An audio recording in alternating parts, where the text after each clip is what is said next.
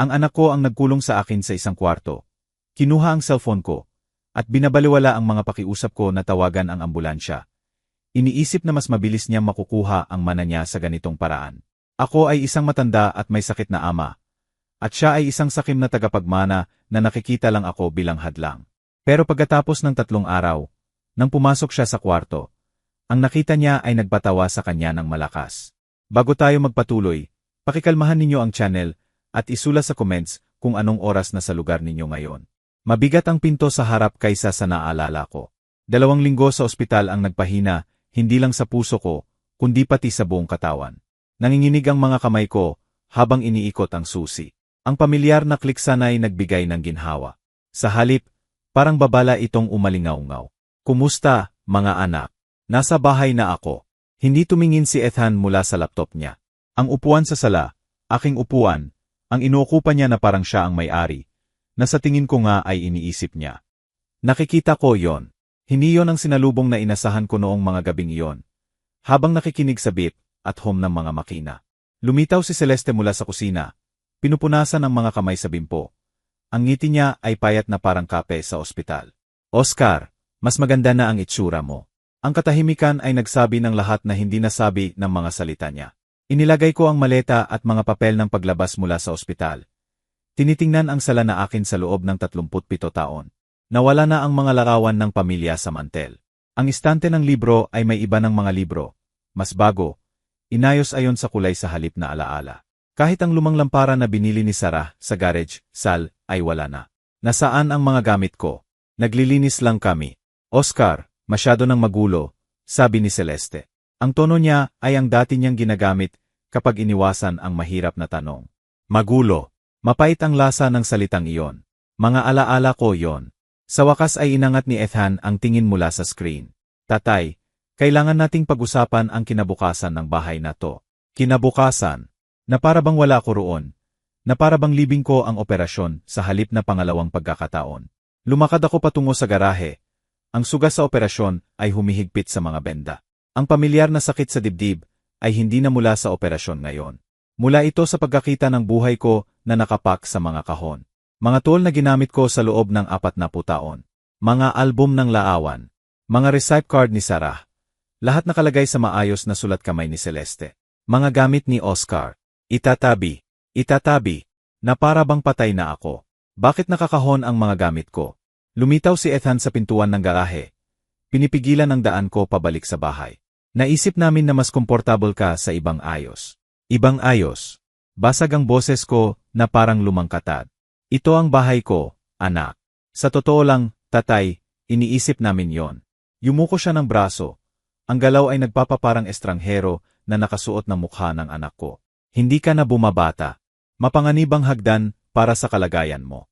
Ang kalagayan na hindi niya tinanong kahit isang beses habang nasa ospital ako. Walang bisita, walang tawag.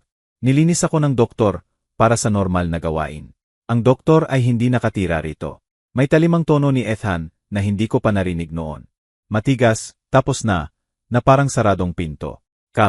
Hindi kami ni Celeste, kundi kami, ang mag-asawang pumalit habang nakikipaglaban ako para mabuhay. Ang mga anino ng gabi ay humahaba sa sahig ng garahe, na parang mga daliri na umaabot sa akin. Ang bahay na itinayo ko gamit ang sariling kamay ay biglang naging libingan. Nakaupo ang anak ko roon, nakatingin sa akin ng walang init sa mata. Walang pagkilala sa lalaking nagturo sa kanya magbisikleta, magpalit ng langis, maging mabuti. Umakyat ako sa hagdan patungo sa kwarto ko. Bawat hakbang ay maliit na tagumpay laban sa sakit sa dibdib. Sa likod ko, narinig ko ang mahinang bulungan ng usapan. Si Ethan at Celeste na nagpaplano ng isang bagay na hindi ko marinig. Nagkaplano para sa kinabukasan na hindi kasama ang abalang matandang ito. Pareho pa rin ang kwarto ko, kahit papaano. Parehong kama, parehong tanawin ng kalye kung saan kumakaway si Manghal araw-araw mula sa beranda niya. Pareho ang mga larawan ng pamilya sa side table. Bagaman mas kaunti na. Umupo ako ng mabigas sa kutson. Ang mga papel ng paglabas ay nagkukulot sa kandungan ko. Bukas ay magiging mas mabuti. Kailangan. Ngayong gabi ay shock lang ng pag-uwi. Ang awkwardness ng pag-a-adjust. Kailangan ng pamilya ng panahon para maghilom, katulad ng puso. Pero habang nakikinig ako sa mga tunog sa ibaba, kalampot ng pinggan, mahinang ugong ng tea, Ang komportableng buhay ng mga taong nababagay. Mas naramdaman kong mag-isa ako kaysa sa stale na kwarto ng ospital. Ang bahay ay nanahimik sa paligid ko na may pamilyar na ingay at tunog. Maya-maya ay narinig ko ang mga yabag ni Ethan sa kusina, pataas sa hagdan, at dumaan sa pintuan ko nang hindi tumigil. Walang good night, walang check kung kailangan ko ng ano. Lang ang mahinang click ng pintuan ng kwarto nila na nagilok sa akin sa labas. Humiga ako sa dilim, isang kamay sa dibdib, kung saan binuksan ng siruhano at tinahi uli. Halos kumpleto na ang pisikal na paghilom. Pero may nasira na hindi sigurado kung maayos pa. Nagising ako na parang may nakatayo sa dibdib ko. 7:30 ang oras sa digital clock. Pero mali ang liwanag na dumadaan sa blinds. Mas maliwanag, mas matindi. Tuyo ang bibig ko na parang papel de liha. At nang subukan kong umupo, umikot ang kwarto. Hindi ito ang normal na sakit mula sa pagtulog sa hindi pamilyar na posisyon. Ito ang matalim at paulit-ulit na sakit na binabalaan ako ni Yar Simmons. Kung may pressure sa dibdib, hirap huminga, o biglang pagkahilo, huwag maghintay. Tawagan agad ang ambulansya. Hinawakan ko ang baso ng tubig sa side table. Pero mabigat ang braso ko na parang konkreto. Ang simpleng pagangat ng ulo ay nagdulot ng alon ng pagsusuka. Pawis ang noo ko kahit malamig ang umaga. Ang cellphone. Kailangan kong maabot ang cellphone. Nasa dresser ito sa kabilang dulo ng kwarto, na parang milya ang layo. Nang subukan kong tumayo, nanlalambot ang mga binti ko at nasalo ko ang sarili sa kutson, hingal. Higpit ang sugat sa operasyon. Alala kung gaano kabilis nangyari ang pagbukas at pagtahi ng dibdib ko. Gaano kahina ang pag-aayos. Sabi ng doktor, kung lumala, ambulansya. Ambulansya, bulong ko sa walang laman na kwarto. Sinusubukang alalahanin ang eksaktong salita. Ang mga sintomas na nangangahulugang panganib. Ito na yon. Tiyak na ito na. Ethan. Croak ang boses ko. Mas malakas ulit. Ethan, tulungan mo ako. Katahimikan. Tapos ang malayong tunog ng pagbrebrew ng kape. Ang umaga news sa tea sa kusina. Normal na tunog ng normal na umaga para sa mga taong hindi sinusubukang patayin ng sariling puso. Nakarating ako sa kalahati patungo sa dresser bago nag-gray ang paligid ng paningin ko. Lumala ang sakit sa dibdib. Kumakalat tababa sa kaliwang braso na parang apoy. Hinawakan ko ang frame ng pinto. Ang paghinga ko'y maikli at desperado. Ethan. Sa pagkakataong ito ay inilagay ko ang lahat ng lakas ko. Ang sigaw ay nagpunit sa lalamunan ko. Mga yabag sa ibaba, hindi nagmamadali. Tapos ang boses niya na lumulutang mula sa baba ng hagdan. Ano yon, tatay? Ano yon? Na para bang tungkol sa tumutulo na gripo o nasunog na bombilya. Na para bang hindi nakarehistro ang desperasyon sa boses ko. Masama ang pakiramdam ko. Talagang masama. Tawagan ang ambulansya. Isa pang katahimikan. Mas mahaba ngayon. Sumandal ako sa dingding, dahan-dahang naupo sa sahig. Ang cellphone ay malayo pa rin. Ang refleksyon ko sa salamin ng dresser ay isang matandang kulay abo ang mukha. Ligaw ang mata, pawisan ang pajama. Si Sarah sana ay nagdadial na ng 911. Si Sarah sana ay hawak ang kamay ko. Kinakausap ako, pinaparamdam na hindi ako mag-isa. Pero wala na si Sarah, at ako'y nakulong sa itaas kasama ang anak na hindi makapag-akyat ng 14 na hagdan para tingnan ang emerhensya ng ama niya. Kumalat ang sakit sa dibdib ko na parang natapon na asido. Naalala ko ang sinabi ng siruhano tungkol sa stress sa puso, sa delikadong pag-aayos, kung gaano kabilis magkamali sa pasyenteng katulad ko. Ang mortality statistics na sinabi niya ng basta-basta, na parang numero lang ako sa success rate niya. Ethan, pakiusap. Tawag ko ulit, pero mahina na ang boses ko. Naubos ang lakas sa bawat hirap na hinga. Sa pagkakataong ito ay narinig ko ang galaw, ang sadyang pagtulak ng upuan, ang mabagal na yabag ng taong hindi nagmamadali. Dumaloy ang ginhawa sa akin. Kahit lumala ang sakit. Darating siya. Sa wakas, darating siya. Yon ang mahalaga. Nakapag-pull up ako laban sa dingding. Sinusubukang magmukhang hindi gaanong walang magawa kaysa sa nararamdaman ko. Ang huling bagay na gusto ko ay magmukhang mahina. Kahit ang kahinaan mismo ang totoong nangyayari. Ang fundamental na kahinaan ng katawan na minsan nang nabigo sa akin. Tatay. May bahagyang pag-aalala ang boses niya. Na parang tinatanong mo ang kapitbahay tungkol sa may sakit na pusa. Dito ako. Bilisan mo. Bumukas ang pinto ng kwarto at lumitaw si Ethan sa pintuan. Nakapajama pa rin. Gusot ang buhok mula sa pagtulog. Tiningnan niya ako na nakaupo laban sa dingding. Nakita ang pawis at sakit at halatang distress, at nanatiling kalmado ang ekspresyon niya. Anong problema? Na para bang hindi halata, na parang hindi tatawag ng ambulansya ang tao kung hindi siya mamamatay. Bilisan mo. Masama ang pakiramdam ko. Lumakad si Ethan papasok sa kwarto. Ang mata niya ay nag-scan sa eksena na may kakaibang detachment. Gumalaw siya na parang nag-evaluate ng sitwasyon sa halip na tumugon sa emerhensya. Tumagal ang tingin niya sa cellphone ko, tapos sa akin, tapos ulit sa cellphone. Hindi, tatay. Hindi ko tatawagan. Parang malamig na tubig ang mga salita. Anong sinasabi mo? Mamamatay ako. Lumakad siya lampas sa akin patungo sa dresser. Kinuha ang cellphone ko at isinilid sa bulsa. Kasual ang galaw, na parang nasanay na parang nag-rehearse. Baka mas mabuti pa nga. Tahimik ang kwarto maliban sa hingal ko. Tinitigan ko ang anak ko, ang tanging anak ko, ang batang tinuruan kong magtapon ng bola, binendahan ang mga tuhod na gasgas, binayaran ang kolehiyo, at nakita ko ang estranghero na nakasuot ng mukha niya. Ethan, ano? Lumala ang sakit sa dibdib ko. Pero ngayon ay parang higit pa sa puso. May nasira na walang kinalaman sa ugat o operasyon. Matanda ka na, tatay. May sakit. Ang bahay na to ay nagkakahalaga ng 15 milyong piso. At may plano kami ni Celeste. Sabi niya na parang nag-uusap tungkol sa panahon. Mga plano na hindi kasama ang pag-aalaga sa invalid. Invalid. Mas malalim ang sugat ng salitang iyon kaysa sa anumang bisturi. Ako ang ama mo. Bulong ang boses ko. Ikaw ay pabigat. Lumakad siya patungo sa pinto ng parehong hindi nagmamadaling bilis. At ang mga pabigat ay may paraan para malutas ang sarili. Sinubukan kong tumayo para abutin siya. Hawakan ang balika at ipagpag ang katauhan pabalik. Pero ipinagkanulo ako ng katawan ko. Nalalambot ang mga binti, mahina ang mga braso. Bumagsak ako laban sa dingding, hingal. Ethan, pakiusap, kailangan ko ng tulong. Huminto siya sa threshold. Tumingin pabalik na may kaunting awa kung may init man. Hindi, tatay. Tanggapin mo ang katotohanan. Sarado ang pinto. Click ang lock. Nakulong. Ethan. Binugbog ko ang pinto gamit ang natitirang lakas ko. Buksan mo ang pinto. Anong ginagawa mo? Lumayo ang yabag niya sa halway, pababa ng hagdan, pabalik sa normal na umaga niya. Pabalik sa kape at plano at kinabukasan na hindi kasama ang abalang ama. Sumandal ako sa pinto. Ang sakit sa dibdib ay nakikipagkumpetensya na sa ibang uri ng sakit. Ang batang inaruga ko, ang anak na minahal ko ng walang kondisyon, ay hinatulan ako ng kamatayan. Hindi sa karahasan o galit, kundi sa malamig na kalkulasyon, sa kasual na kalupitan ng taong pumupukpok ng langaw. Mas maliit na ang kwarto ngayon, pinipisil ng mga dingding. Walang cellphone, walang paraan palabas. At sa ibaba, nagpapatuloy ang tunog ng normal na buhay. Ang tea, ang coffee maker, ang komportableng domestisidad ng mga taong nagpaplano ng kinabukasan sa ibabaw ng libingan ko. Idinikit ko ang tainga sa pinto, nakikinig kung may konsensya, kung magbabago ang isip niya. Sa halip, narinig ko siyang nakikipag-usap kay Celeste sa mababang, nasisiyahang tono, nag-uusat ng isang bagay na nagpatawa sa kanya. Maliwanag, walang pakialam na tunog na nagpalamig ng dugo ko. Ang suga sa operasyon ay sumusunog na parang tatak sa dibdib ko.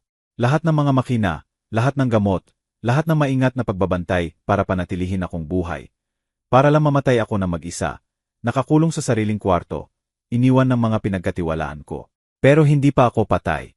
At sa kabila ng sakit, ng pagtataksil, ng lahat ng sinasabi ng katawan ko na sumuko na, may matigas at galit na nagigising sa bahagi ko na nakaligtas sa 68 taon, 2 digmaan, pagkamatay ng asawa, at ngayon ito. Kung iniisip ni Ethan na tahimik akong mamamatay, maginhawa, hindi niya kilala ang ama niya ng maayos. Nakaligtas ako sa mas masahol pa rito. Nakaligtas ako sa kanya. Ang bintana ay nakaharap sa bahay ni Manghal. Si Manghal Jenkins, kapitbahay sa loob ng 15 taon. Kumakaway tuwing umaga. Nagtatanong tungkol sa recovery ko noong nakaraang linggo. Kung maagaw ko ang atensyon niya. Gumapang ako patungo sa bintana. Bawat galaw ay maliit na tagumpay laban sa sakit na humihila sa akin pababa. Malamig ang salamin laban sa palad ko, habang pinipilit kong tumingin sa kalye sa ibaba. Nandoon pa rin ang umaga na dyaryo ni Manghal sa driveway niya. Malapit na siyang lumabas para kunin ito. May mugnang kape sa kamay. Handa para sa isa pang ordinaryong araw sa ordinaryong barangay, kung saan hindi kinukulong ng mga anak ang mga ama para mamatay. Kailangan ko lang mabuhay ng sapat para maagaw ang atensyon niya. Kailangan ko lang tanggihan na gawing madali ang plano ni Ethan. Totoo ang sakit, mapanganib, posibleng nakamamatay. Pero gayon din ang pagtataksil ng anak ko.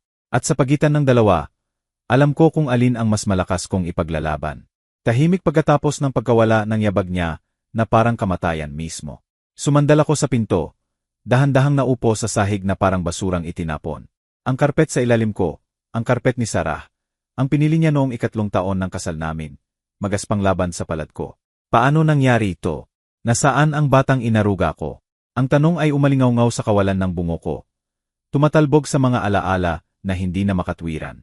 Ito ang parehong anak na umiyak ng aksidenteng natapakan ang gagamba noong 7 taon. Ang parehong batang yumakap ng mahigpit pagkatapos ng unang home run sa Little League na akala ko'y babaliin ang tadyang ko. Parang may sinisiksik na bisyo ang dibdib ko. Bawat hinga ay maliit na tagumpay laban sa sakit na kumakalat pababa sa kaliwang braso. Bumalik ang mga salita ng doktor sa pira-piraso.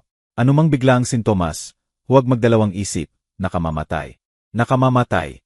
Yon ang eksaktong inaasahan ni Ethan. Ang sariling anak ko. Talaga bang gusto niyang mamatay ako? Bulong ang mga salita. Halos hindi marinig kahit sa sarili ko. Naalala ko ang pagtuturo sa kanya magbisikleta sa driveway sa ibaba ng bintanang to. 6 o 7 taon siya. May ngiti na may puwang sa ngipin at buhok na tumitindig kahit anong gawin ni Celeste para ayusin. Nang makapagsolo siya ng wobbly sa unang beses, tumingin siya pabalik sa akin nang may dalisay na tuwa. Nakita mo ba? Tatay, nakita mo ba? Sobrang ipinagmamalaki ko ang batang yon na may paehong matigas na baba ko at malambot na mata ng asawa ko. Wala na ang batang yon. Bakit? Sa lugar niya ay estranghero na nakasuot ng mukha ni Ethan. Isang lalaking nakatingin sa ama at nakikita lang na hadlang sa kalayaang pinansyal. Pabigat na dapat alisin. Siguro nga naging pabigat ako. Ang isip ay pumasok na parang lason. Kumakalat sa kamalayan ko nang may nakakasakit na efficiency. Nagiging demanding ba ako? Mahirap. Nang tumawag ako mula sa ospital, tinatanong kung kailan sila bibisita. May niditon ba ang boses ko na nagpapalayo sa tao? Nang banggitin ko ang pakiramdam na mag-isa, parang manipulation ba? Lumala ang sakit sa dibdib ko, at hindi ko na matukoy kung saan nagtatapos ang pisikal at nagsisimula ang emosyonal. Nagmerge sila sa isang malaking bigat. Pinipisil ang lahat ng alam ko tungkol sa pag-ibig, pamilya, ang basic na kagandahang loob na naghihiwalay sa tao sa hayo. Sa bintana, narinig ko ang malayong tunog ng lawn mower. May nagsisimula ng ordinaryong Martes na umaga sa ordinaryong paraan. Ang buhay ay nagpapatuloy na parang hindi lang nabiyak ang mundo para ipakita ang bulok sa loob. Pinilit kong tumutok sa paghinga. Pasok, palabas, ang paraan na tinuro ng physical therapist pagkatapos ng operasyon. Binibilang ang ritmo para pigilan ang gulat. Pero hindi ito recovery mula sa operasyon. Ito ay survival. Ang bintana ay sumasalamin ng umaga na liwanag. Naghahagis ng mahabang rektanggulo sa sahig. Mula rito, nakikita ko ang bahay ni Manghal. Ang maayos niyang hardin na may eksaktong hanay ng gulay. Si Manghal, na kumakaway mula sa beranda noong nakaraang linggo. Tinatanong kung kumusta ako, kung kailangan ko ng bilihin. Si Manghal, na walang kaalam kung ang kapitbahay niya ay nakulong sa sariling kwarto. Iniwan ng sariling dugo. Pinatag ko ang palad sa sahig at itinulak. Nakikipaglaban sa pagkahilo habang nagpupumilit ako sa tuhod. Ang bintana ay mga 4 na metro ang layo. Pero parang 4 na kilometro. Gayunpaman, ito ay galaw. Ito ay pasulong. Ito ang tanging direksyon na natira. Ang paggapang patungo sa bintana ay parang pagtawid ng disyerto. Bawat galaw ay nagdudulot ng bagong alon ng sakit sa dibdib ko. Pero ang alternatibo ay manatiling nakahiga at hayaan ang plano ni Ethan na magtagumpay. Humigpit ang suga sa operasyon laban sa benda habang hinila ko ang sarili sa karpet ni Sarah. Gumagamit ng paa ng muebles para suportahan. Ang latch ng bintana ay nakadikit. Pininturahan taon na ang nakalipas at bihirang binubuksan. Nanginginig ang kamay ko habang pinipilit ito. Pawis sano mula sa pagsisika. Nang sa wakas ay bumukas ito ng may kalawang na tunog. Ang umaga na hangin ay tumama sa mukha ko na parang biyaya. Ang hardin ni Manghal ay nasa ibaba. Maayos na hanay ng kamatis at sili na sumasalamin sa araw. Nakaluhod siya sa pagitan ng mga halaman. Naka-Northwestern University shirt at canvas gloves. Lubos na absorbed sa pag-check ng peste. Manghal. Krok ang boses ko. 2 linggo ng intubasyon ang nag-iwan ng hilaw na lalamunan ko. At ang gulat ay hindi nakakatulong. Manghal, tulungan mo ako. Tumingin siya pataas, nakikipagsiksik sa araw. Oscar, anong nangyari? Ang ginhawa ng pagkakita sa pamilyar na mukha, ng pagkakaroon ng ibang tao na nagpapatunay sa pag-iral ko. Halos malunod ako. Tawagan ang ambulansya ngayon din. Masama ang pakiramdam ko. Itinapon ni Manghal ang trowel at tumayo agad. Pinupunasan ang dumi sa tuhod. Anong problema? Dapat ba akong umakyat? Hindi, nakakulong ako. Hindi ko maabot ang cellphone. Nagtumba ang mga salita ng mabilis. Hindi ko masabi tungkol kay Ethan. Hindi ko masisira ang natitirang reputasyon ng pamilya sa barangay. Pero makakakuha ako ng tulong. Makakaligtas ako rito. Nakakulong. Paano ka makukulong sa sarili mong kwarto? Nakabitin ang tanong sa hangin na parang akusasyon. Paano ko ipapaliwanag na ikinulong ako ng anak ko? Na ang batang nakita niyang lumaki, binati sa kasal, ay naging may kakayahang mag-abuso sa matanda. Sira ang pinto. Sinungaling ako. Kinamumuhian ang sarili ko sa pagprotekta kay Ethan. Kahit ngayon, pakiusap tawagan mo lang. Sa tingin ko'y puso ko ulit. Tumatawag na ako ngayon. Hintayin mo lang. Gumalaw na si Manghal patungo sa bahay niya. Ang mabilis at efficient na hakbang ng taong sanay sa emerhensya. 15 taon sa pagtuturo ang nagturo sa kanya na tumugon muna bago magtanong. Hinawakan ko ang frame ng bintana. Sumandal palabas ng kaya ng mahinang katawan ko. Ang umaga na hangin ay pumupuno sa baga ko. Mas malinis kaysa sa luma na hangin ng aking kulungan. Sa ibaba, nawala si Manghal sa loob ng bahay, at nakita ko siya sa kusina niya. Cellphone sa tainga. Nag-gesture ng buhay habang nakikipag-usap sa emergency dispatcher. Darating ang tulong. Pagkatapos ng isang oras ng pag-iwan, ng pagharap sa posibilidad na mamatay mag-isa at nakalimutan, tunay na tulong ang darating na. Pero kahit dumaloy ang ginhawa sa akin, bagong takot ang pumasok. Ano ang mangyayari pagdating ng paramedics? Papayagan ba sila ni Ethan? Pananatilihin ba niya ang katang-isip na okay lang ako? Isang nalilitong matanda na gumagawa ng gulo. Makinis siya, propesyonal, ang uri ng tao na pinagkakatiwalaan ng autoridad. Darating na sila, sigaw ni Manghal mula sa back door. Ambulansya dapat ay nandito sa loob ng 1-0 minuto. Hawakan mo lang. 1-0 minuto. Makakaligtas ako ng 1-0 minuto. Sa bintana, pinanood ko si Manghal na nagmamadali pabalik sa hardin. Tapos nagbago ang isip at lumakad sa harap ng bakuran, kung saan makikita niya ang ambulansya.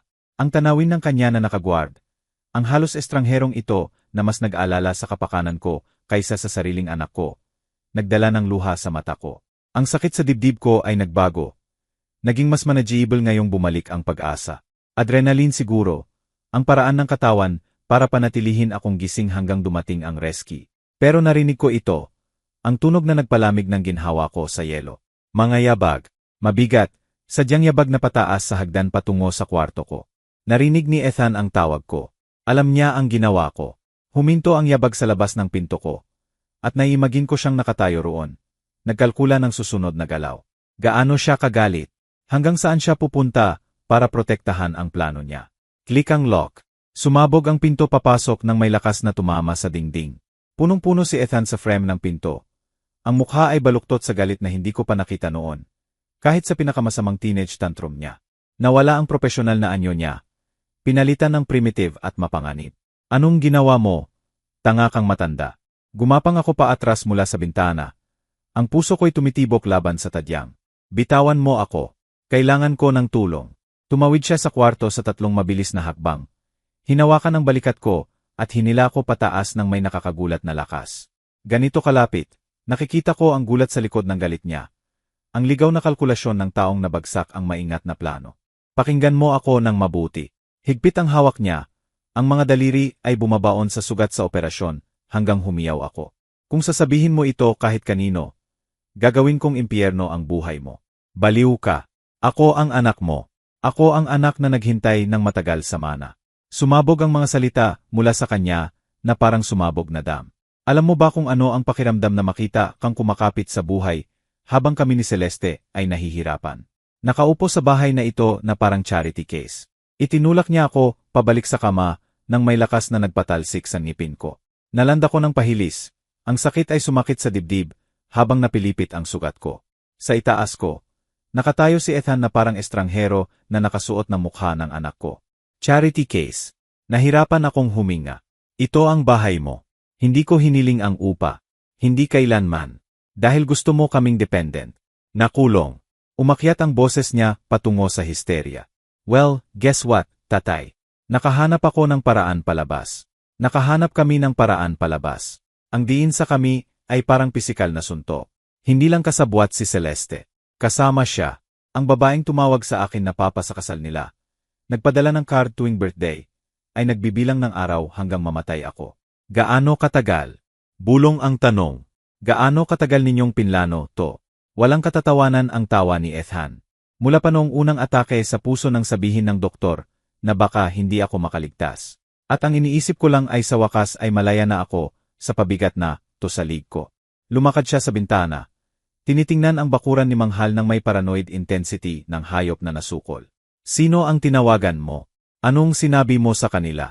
Sinabi ko na mamamatay ako. Dahil mamamatay nga ako. Hindi. Humarap siya.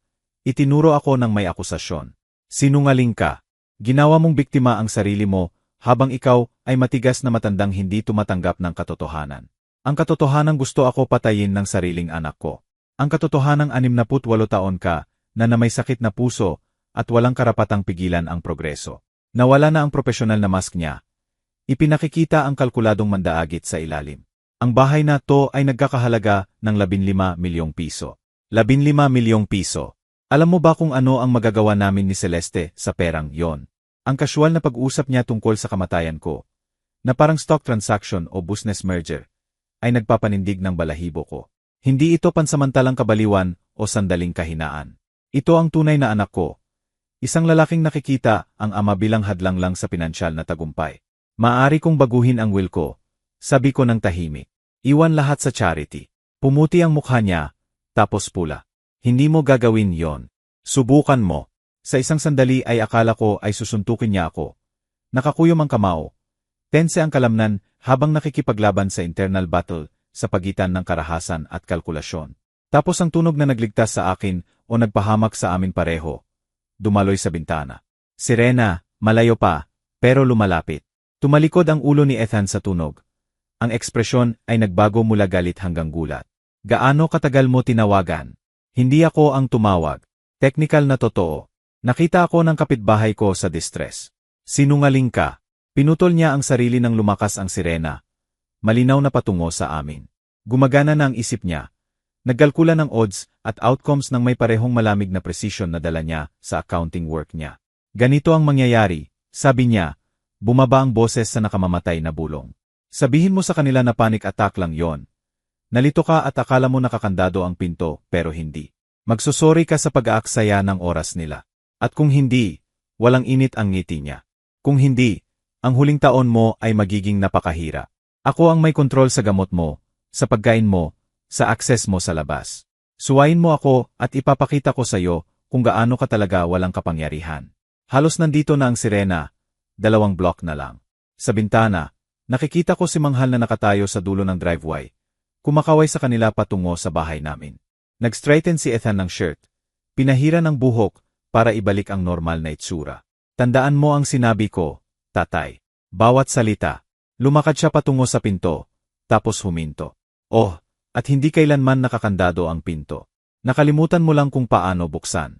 Matanda ka na, alam mo, nakakalito para sa lahat.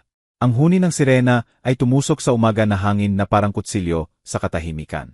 Mula sa posisyon ko sa bintana, nakikita ko ang ambulansya na lumiliko sa kalye namin.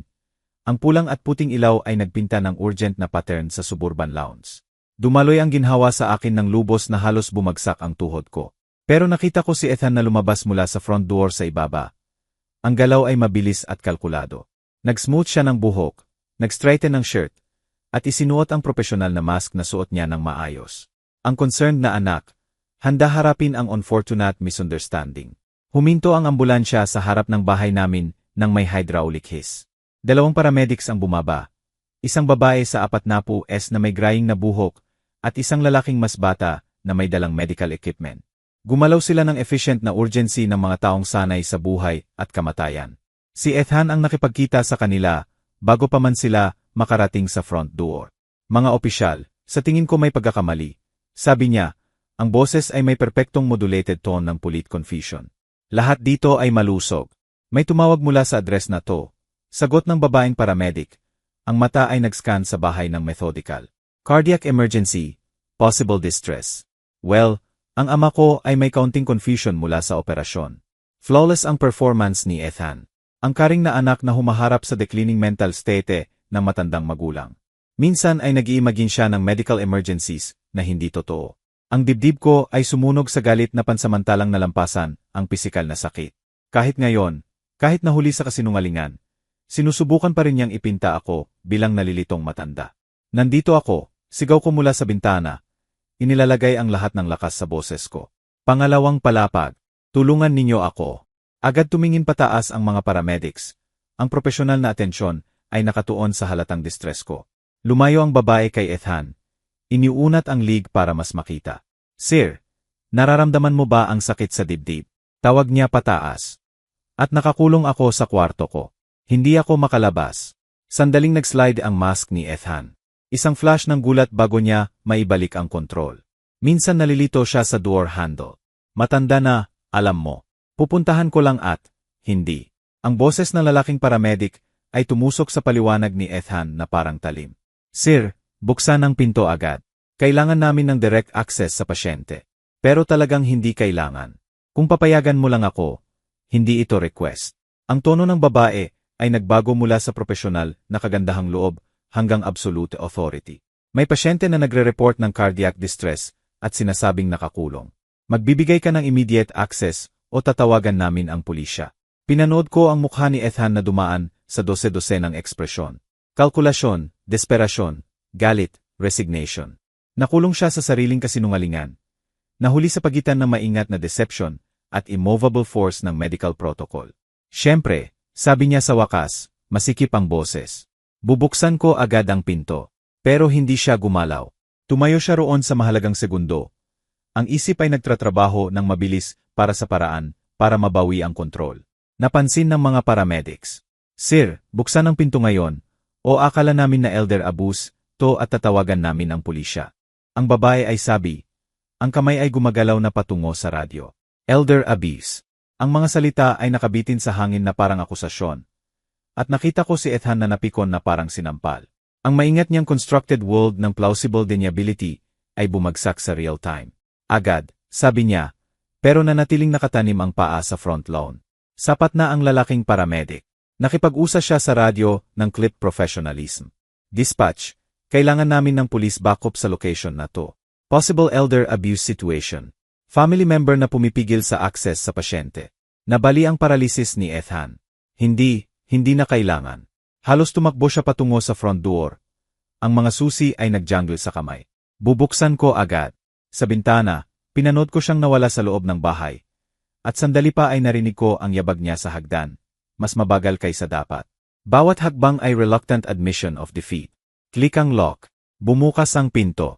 Tatay. May force note ng concern ang boses niya.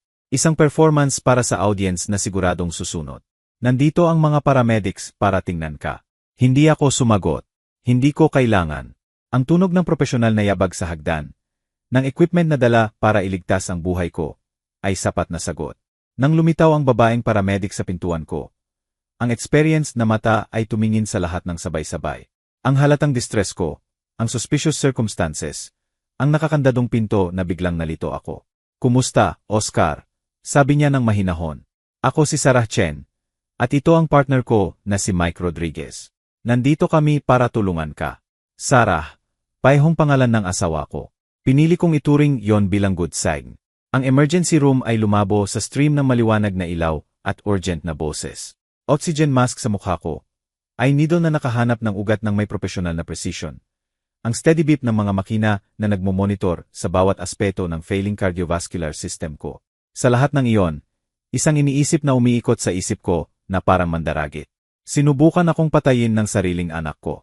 Lumitaw si Yar Laura Simons minsan sa pangalawang araw. Nang lumipas ang immediate crisis, at stable na ako para makipag-usap. Mas bata siya kaysa inasahan ko. Siguro mid-negatibo 50s, na may direct geze na nagpapahiwatig na nakita niya ang lahat at hindi madaling dayain. Oscar, critical ang kondisyon mo nang dumating ka, sabi niya, naupo sa upuan sa tabi ng kama ko. Kaunti pa lang nang walang treatment, at iba na ang pag-uusapan natin. Salamat sa pagligtas sa akin. Automatikong lumabas ang mga salita. Pero may bigat na hindi ko inasahan. May nagmalasakit na nagligtas sa buhay ko nang sinubukan itong tapusin ng sariling pamilya ko. Tumango siya, pero nanatiling thoughtful ang ekspresyon.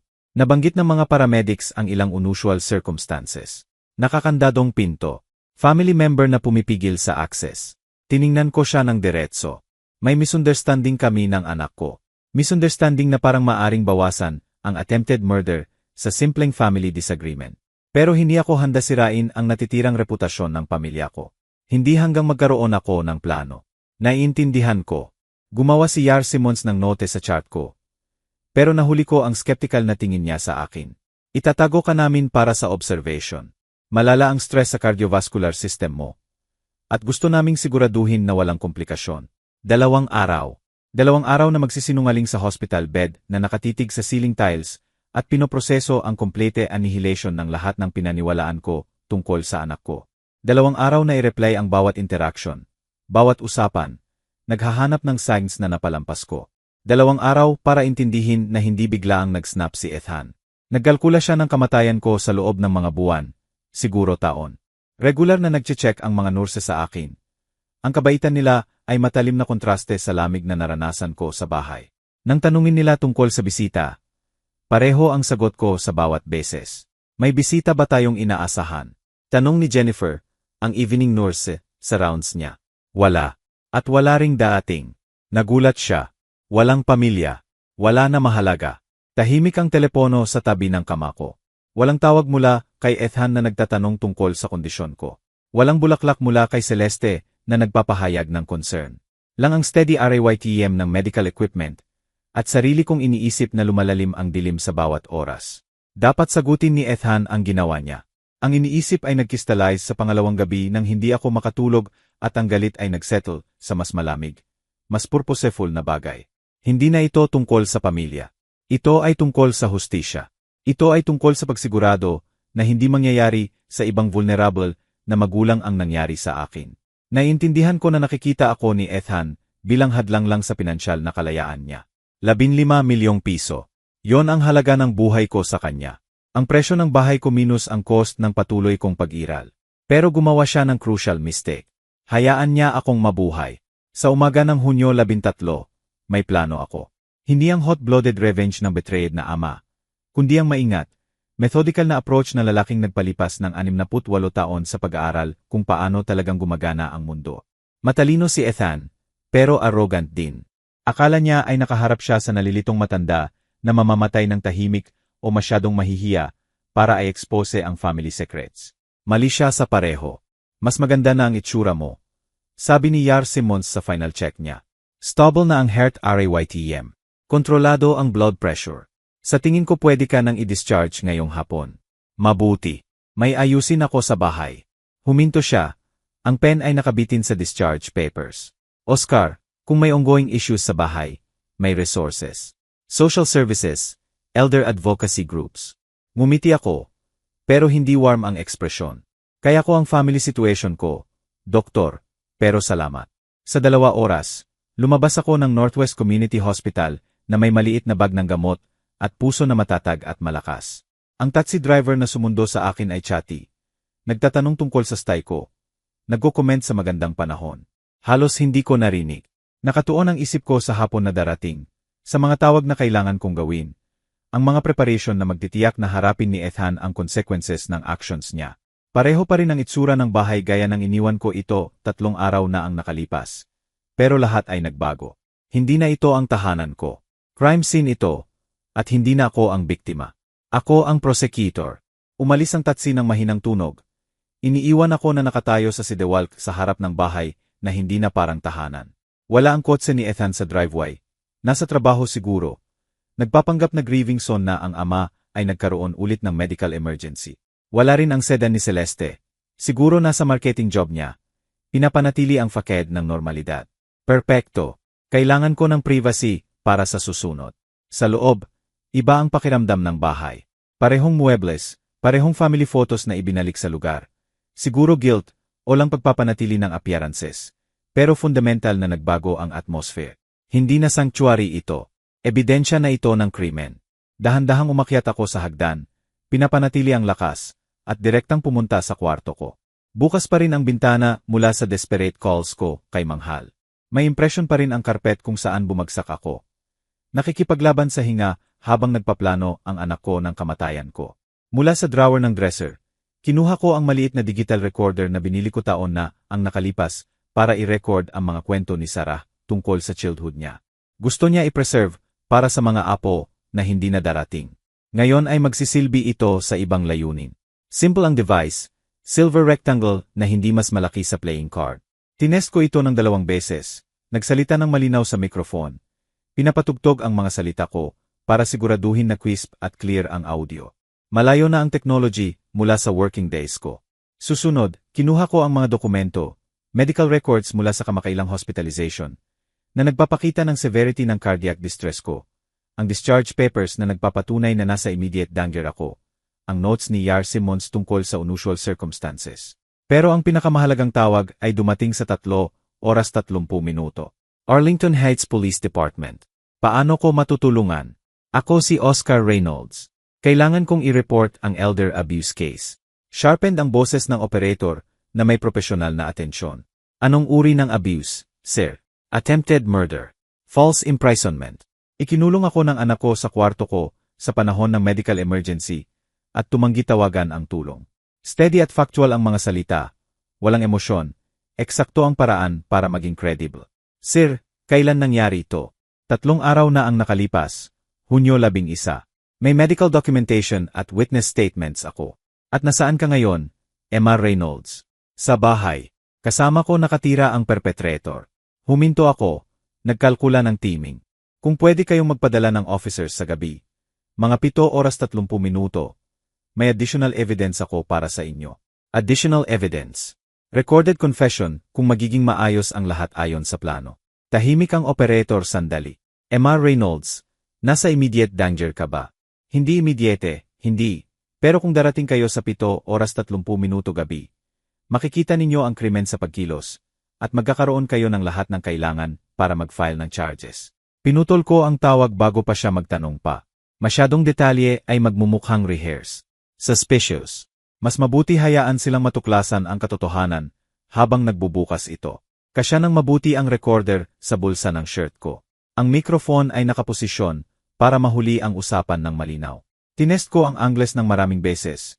Nagre-record ng sarili mula sa iba't ibang posisyon sa kwarto.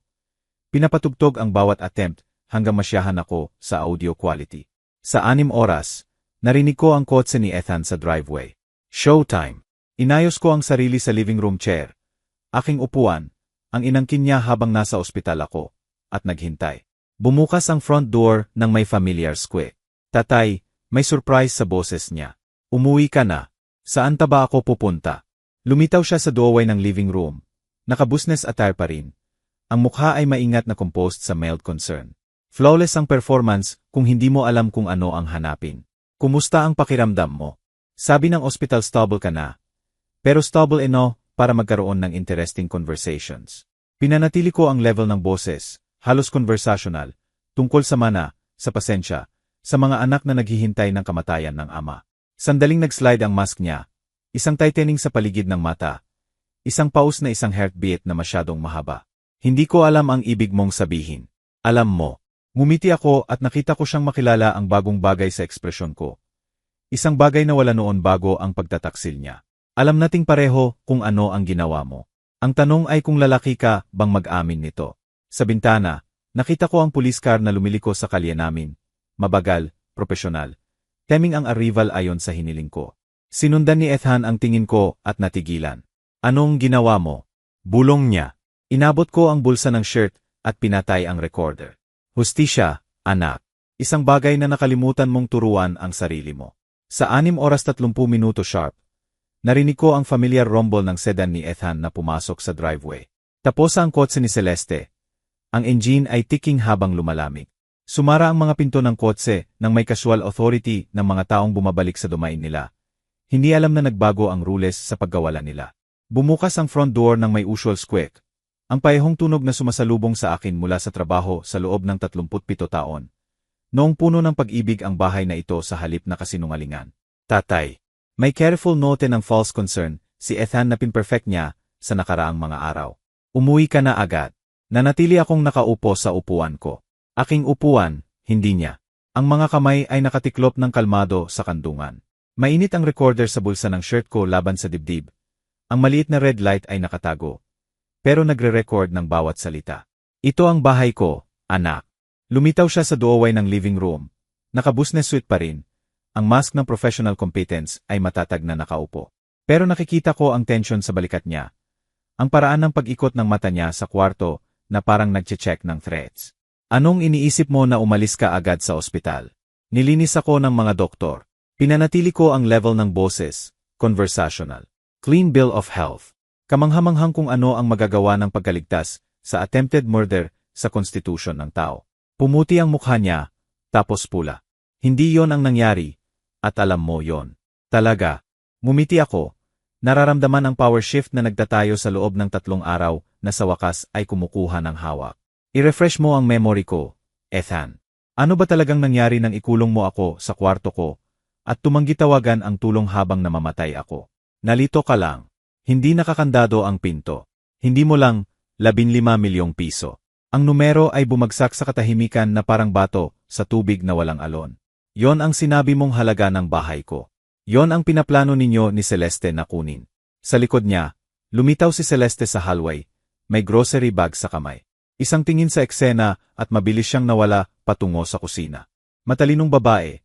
Masyadong matalino para mahuli sa crossfire kapag gumuho ang mundo ng asawa niya. Hindi mo alam ang pinagsasasabi mo, sabi ni Ethan. Pero nawala ang professional polish ng boses niya. Raw desperation ang lumalabas.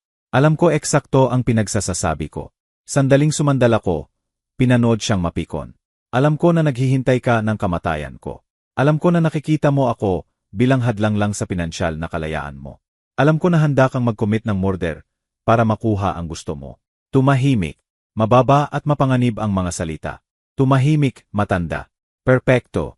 Nahuhuli ng recorder ang bawat pantig. O ano, masitinulak ko. Nararamdaman ang satisfaction ng lalaking sa wakas ay tumigil na matakot. Ikukulong mo ako ulit. Tatapusin ang sinimulan mo. Dapat hinayaan kitang mamatay. Sumabog ito eksakto kung paano ko inaasahan. Raw, honest, completely incriminating. Alam mo ba kung ano ang pakiramdam na makita kang kumakapit sa buhay habang kami ay nakulong sa bahay na ito na parang bilanggo? Naghihintay na gawin mo kaming pabor at mamatay ka na. Naramdaman ko ang malamig na satisfaction na nagsettle sa dibdib ko. Ang recorder ay nakakakuha ng bawat salita ng confession na ito. Bawat admission ng guilt na magsisil ng kapalaran niya. Pero hindi mo ako hinayaang mamatay, sabi ko ng tahimik. Dahil duwag ka, Ethan. Gusto mo akong patay, pero wala kang tapang na gawin ito mismo. Umaasa ka lang na gagawin ito ng kalikasan, habang nagpapanggap kang inosente. Inosente. Tumawa siya, isang harsh na tunog na walang katatawanan. Inosente ako sa buong buhay ko. Magandang anak, magaling na estudyante, responsible adult. At anong nakuha ko? Nakulong sa bahay ng ama ko sa 42, dependent sa charity mo. Naghihintay ng scraps mula sa table mo. Kaya nagdesisyon kang kunin ang buong miel. Nagdesisyon akong kunin ang dapat sa akin taon na ang nakalipas. Nawala na ang professional facade niya. Pinalitan ng ugly reality sa ilalim. Nagkaroon ka ng panahon mo, tatay. Ang bahay mo, ang buhay mo, ang choices mo. Oras ko na. Sa bintana, nahuli ko ang galaw sa kalye. Right on schedule. Oras mo. Tumayo ako ng dahan-dahan. Ang katawan ay matatag at malakas. Sa kabila ng lahat ng pinagdaanan niya sa akin. Hayaan mo akong sabihin sa iyo kung kanino talaga ang oras. Anak. Tumunog ang doorbell. Tumalikod si Ethan sa tunog. Ang galit ay napalitan ng confusion sa mukha niya. Sino yon? Inabot ko ang bulsa ng shirt at pinatay ang recorder. Tapos na ang trabaho nito. Hustisya, Ethan, isang bagay na parang nakalimutan mo. Tumunog ulit ang doorbell. Sinundan ng 3 matalim na katok na may unmistakable authority ng law enforcement. Ang mukha ni Ethan ay nagbago mula confusion, hanggang understanding, hanggang pure panic sa loob ng ilang segundo. Anong ginawa mo? Bulong niya. Lumakad ako patungo sa front door ng matatag na hakbang. Ang puso ko'y tumitibok ng malakas at sigurado. Sa P-Fall, nakikita ko ang 2 opisyal sa uniforme ng Arlington Heights Police. Isang babae sa 40s na may sergeant stripes at isang lalaking mas bata na may kind-eyes at serious expression. Oscar Reynolds. Tanong ng babaeng opisyal nang buksan ko ang pinto. Ako si Sergeant Maria Gonzalez. Ito si Officer Derek Petel. Tumanggap kami ng tawag mo tungkol sa elder abuse case. Ako ang tumawag. Lumagpas ako para papasukin sila. May ebidensya ako. Sa likod ko, Narinig ko ang sharp intake of breath ni Ethan. Ang tunog ng lalaking napagtanto na pumasok siya sa carefully laid trap. Ebidensya. Ang professional gaze ni Sergeant Gonzales ay tumingin sa eksena. Ang komportableng living room, ang well-dressed na anak na mukhang nakakita ng multo, ang matandang ama na nagradyete ng calm determination. Inabot ko ang bulsa ng shirt at kinuha ang maliit na silver recorder. Recorded confession, threats of violence, admission of attempted murder through medical neglect. Hindi yon. Nagsimula si Ethan na lumakad basulong. Tapos tumigil ng gumalaw ang kamay ni Officer Patel patungo sa belt. Pakinggan natin, sabi ni Sergeant Gonzales. Pinindot ko ang play. Punong-puno ng boses ni Ethan ang kwarto. Malinaw at nakakakondena. Dapat hinayaan kitang mamatay. Alam mo ba kung ano ang pakiramdam na makita kang kumakapit sa buhay, habang kami ay nakulong sa bahay na ito na parang bilanggo? Nawala ang kulay sa mukha ni Ethan, habang ang sariling mga salita niya ang nagkondena sa kanya. Out of context yon. Provocative ako. Patuloy na makinig, sabi ko ng tahimik. Nagdesisyon akong kunin ang dapat sa akin taon na ang nakalipas. Nagkaroon ka ng panahon mo, tatay. Oras ko na. Nagpalitan ng tingin sina Sergeant Gonzales at partner niya. 20 taon sa pwesto ang nagturo sa kanya na makilala ang genuine evidence kapag narinig niya ito. Sir, maaari mo bang sabihin kung ano ang nangyari noong Hunyo 11? Tanong ni Officer Patel. Ang notebook ay nakalabas na. Ikinulong ako ng anak ko sa kwarto ko sa panahon ng cardiac emergency at tumanggi tawagan ang medical help. Sabi ko, steady at factual ang boses. Inamin niya na gusto niya akong mamatay para ma-inherit ang bahay ko. Sinungaling siya. Basag ang boses ni Ethan sa desperasyon. Nalilitong matanda siya na hindi naiintindihan ang totoong nangyari. May paramedic report kami, sabi ni Sergeant Gonzales, tinitingnan ang notes niya.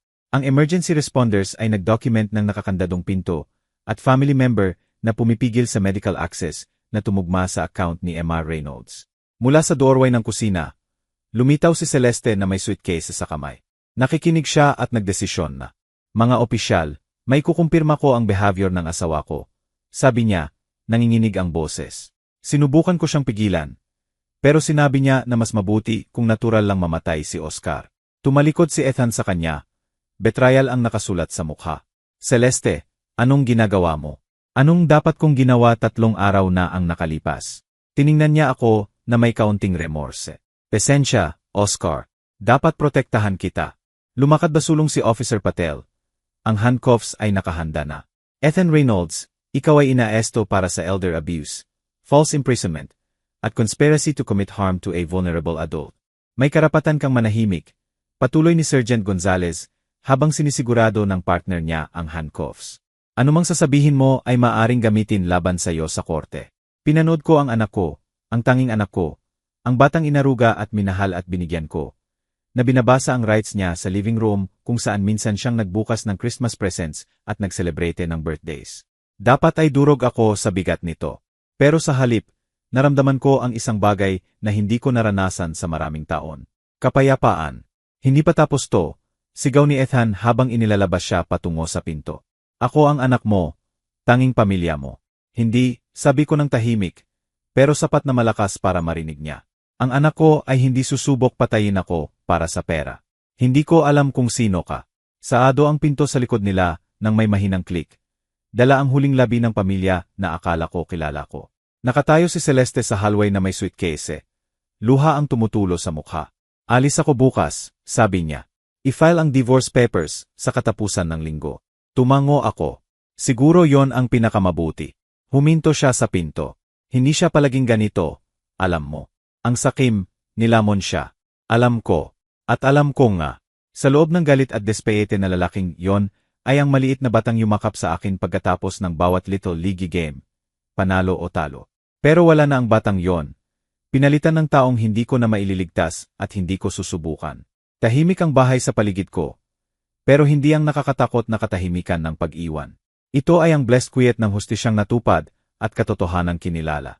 Sa unang beses sa loob ng mga buwan, tunay akong mag-isa at parang kalayaan ito. 17 araw pagkatapos, nakatayo ako sa parehong bintana kung saan minsan akong desperadong tumawag ng tulong. Pero ngayon, nakatingin ako sa kinabukasan na pinili ko para sa sarili ko. Ang for sale sign sa front lawn ay sumasalamin sa umaga na araw. Simbolo ng bagong buhay na binubuo ko mula sa abo ng luma. Mabilis ang paglipat ng legal proceedings. Ang plea bargain ni Ethan ay kasama ang 2 taon probation, community service, at permanent restraining order na nagbabawal sa kanya na makipag-ugnayan sa akin.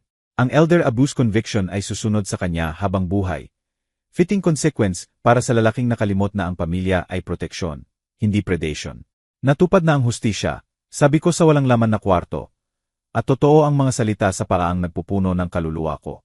Tumunog ang cellphone ko, binabago ang peaceful silence. Malinaw at profesional ang boses ng lawyer.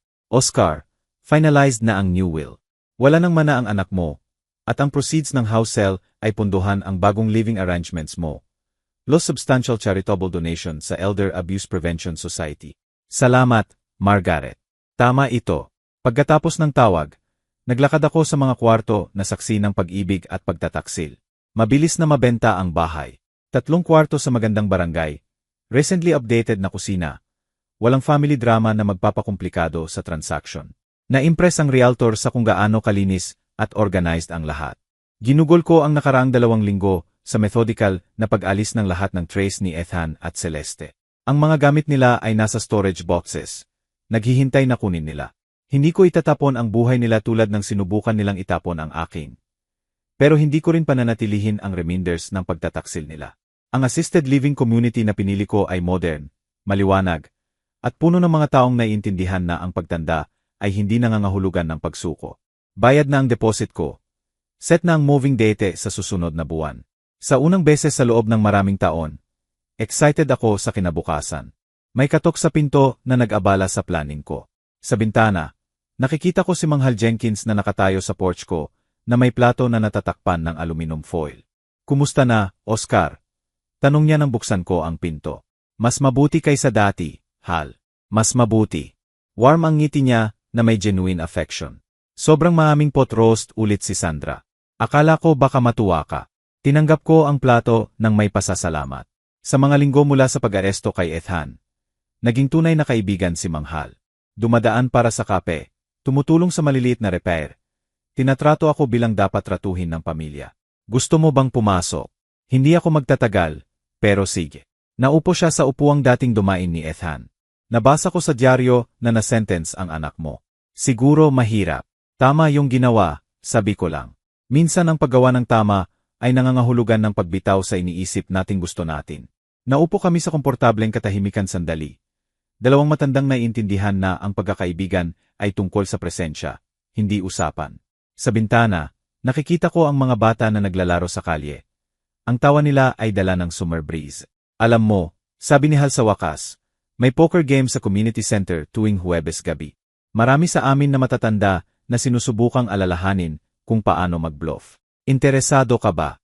Ngumiti ako, mas magaan ang pakiramdam kaysa sa maraming taon. Gusto ko yon ng husto. Pagkaalis niya, naglakad ako sa bahay ng isang beses pa. Nagpapaalam sa mga alaala na sulit panatilihin, at binibitaw ang mga nagdala lang ng sakit. Sa loob ng 6 na linggo, may iba ng tatawag na tahanan dito. Isang taong kupuno nito ng tawa sa halip na kasinungalingan, pag-ibig sa halip na sama ng loob. Ang hapon na araw ay dumadaloy sa living room window. Nagpapainit sa espasyo kung saan minsan akong nakipaglaban para sa buhay, at nanalo ng mas mahalaga kaysa survival. Napanalunan ko ang dignidad ko, ang agency ko, at ang karapatan ko na pumili kung paano matatapos ang kwento ko. Nagbuzz ang cellphone ko sa text mula sa director ng assisted living. Ready na ang apartment mo anytime. Welcome to your new chapter. Nagtype ako pabalik. See you soon. Ready to begin. Sa labas, lumapag ang isang kardinal sa windowsill. Ang pulang balahibo ay brilliant laban sa salamin. Palaging sinasabi ni Sarah na ang cardinals ay messengers. Signs na nanonood ang mga mahal sa buhay sa atin. Totoo man o hindi, pinili kong ituring itong good omen. Sa 68, nagsisimula ulit ako. Hindi dahil kailangan, kundi dahil natutunan ko na hindi kailanman huli para humingi ng mas mabuti sa buhay. Tanggihan ang kalupitan na nagpapanggap na pamilya. Ipaglaban ang hustisya, kahit mawala ang lahat ng iniisip mong gusto. Ang bahay sa paligid ko ay payapa na ngayon, hindi na haunted ng pagtataksil, kundi binasbasan ng kaalaman na nanalo ang katotohanan laban sa manipulation, na nanalo ang tapang laban sa duwag, na ang matandang lalaki ay maaari pa ring maging sapat na malakas para iligtas ang sarili. Bukas ay magdadala ng bagong hamon, bagong posibilidad, bagong dahilan para patuloy na pumili ng pag-asa kaysa sama ng loob. Pero ngayon, sa sandaling ito, eksakto ako sa lugar na dapat ako. Malaya, vindicated, at handa sa anumang susunod. Kung nagustuhan ninyo ang kwentong ito, pakikalmahan ang video, i-subscribe ang channel, at ibahagi ang inyong impressions sa comments.